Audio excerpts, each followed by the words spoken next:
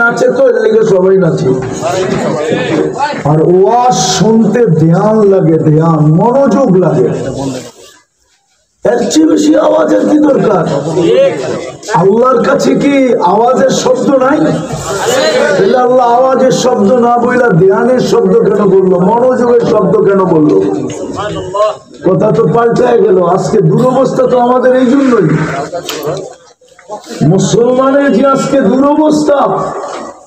60টা মুসলিম দেশ হওয়া সত্ত্বেও যে দুরবস্থা, যেই দিন মুসলমানের একটা দেশও ছিল না ওই দিনও মুসলমানের এই দুরবস্থা ছিল না। আজকে যে দুরবস্থা, মানেন এটা? তাইলে আমি প্রমাণ দিতেছি, যেই দিন 313 জন ছিল ওই দিন যে দুরবস্থা ছিল না। আজকে 250 কোটি মুসলমান দুনিয়াতে, তারপরও আজকে যে দুরবস্থা। আপনি বলবেন দুরবস্থার প্রমাণ দেন। একের পরে এক দেশ মাটিতে মিশা যাইতেছে, মিশায়া দিতেছে। আপনারটাও মিশানোর ব্যবস্থা চলতেছে, যদিও আপনি জানেন না। একের পর এক মুসলিম দেশ মাটির সাথে মিশায়া দিতে পারতেছে। তো পারতেছে কি করে? আমাদের দুরবস্থা না হইলে পারলো তো পারলো কি করে? সবগুলা বাদ দেন, বাইতুল মুকাদ্দাস ফিলিস্তিন কিভাবে মাটির সাথে মিশায়? যদি আমাদের দুরবস্থা না হইতো, কেননা আমি তো 14 বছর আগে চোখে দেখা আসছি, ইব্রাহিম আলাইহিস সালাম ওইখানে ঘুমাইতেছে। একদিকে ইব্রাহিম আলাইহিস সালাম ঘুমাইতেছেন, একদিকে মুসা আলাইহিস সালাম ঘুমাইতেছেন। এই দুইজনের মধ্যখানে আরো 70 জন চিহ্নিত নবী ঘুমাইতেছেন। নবীরা তো কবরে জীবিত থাকে, জিজ্ঞাসা করেন নবীরা কবরে জীবিত?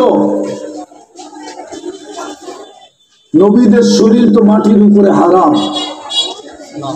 যেখানে যেটা মুসলমানের প্রথম কেবলা বাইতুল মুকাদ্দাস, যেখানে মেরাজের রাত্রে সশরীরে 1.25 লক্ষ নবী, 313 জন রসুল উপস্থিত ছিলেন। আমাদের নবীজি ইমামত করছেন, নামাজ পড়াইছেন, বক্তৃতা দিছেন, তারপরে ওইখান থেকে আরশে গেছেন। ওইখানে বোম ফাটে কি করে? 1.5 লক্ষের উপরে লোক মারা গেল কি করে? এখনো মরতেছে ডেলি।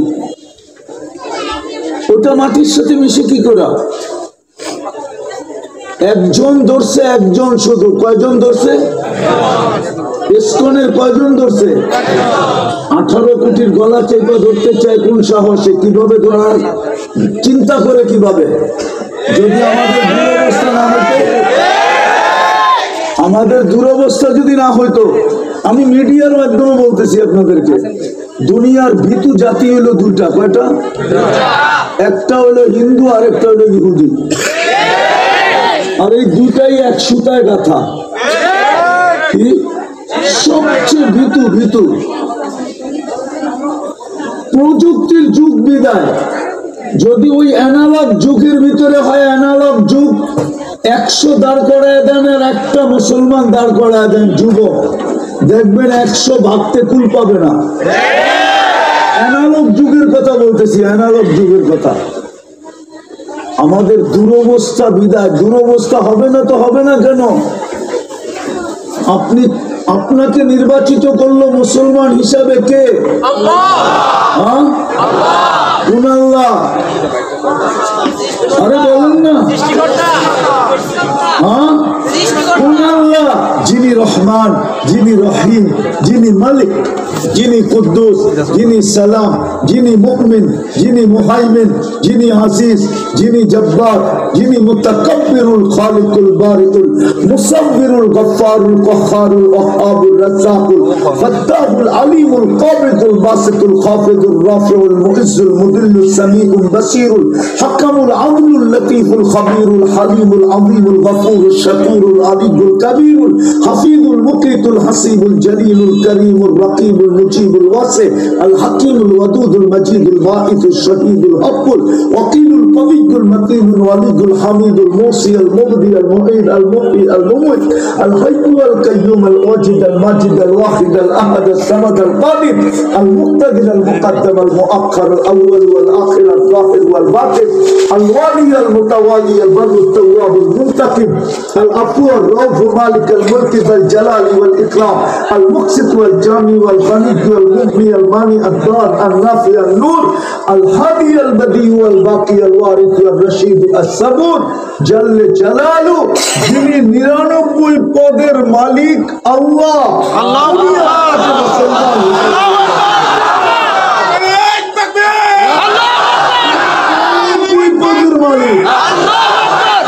যিনি 99 পদের মালিক আল্লাহ, উনি আপনাকে নির্বাচিত করছে মুসলমান হিসাবে। আপনার পায়ে হাত রেখে জিজ্ঞাসা করতেছি, বলেন ইসলামের ছাপ আপনার ভিতরে কতটুকু আছে?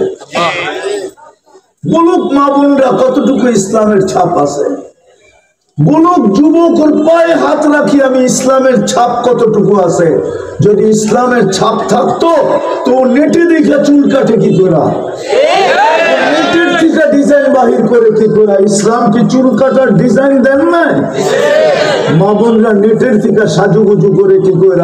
ইসলাম কি সাজগোজের কথা বলেন নাই? আমি প্রমাণ দিই, ওলামা একমত হবে।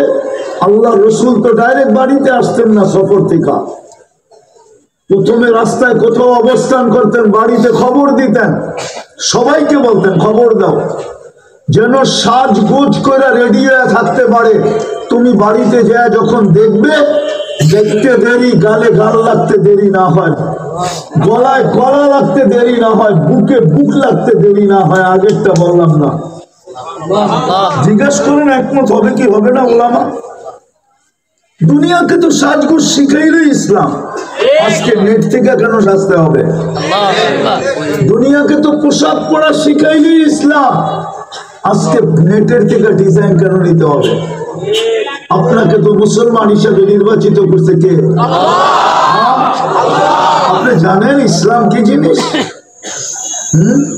আজকে হয়তো বোঝেন না, একটু বুঝাইতে চেষ্টা করি, দেখি বুঝে আসে কিনা।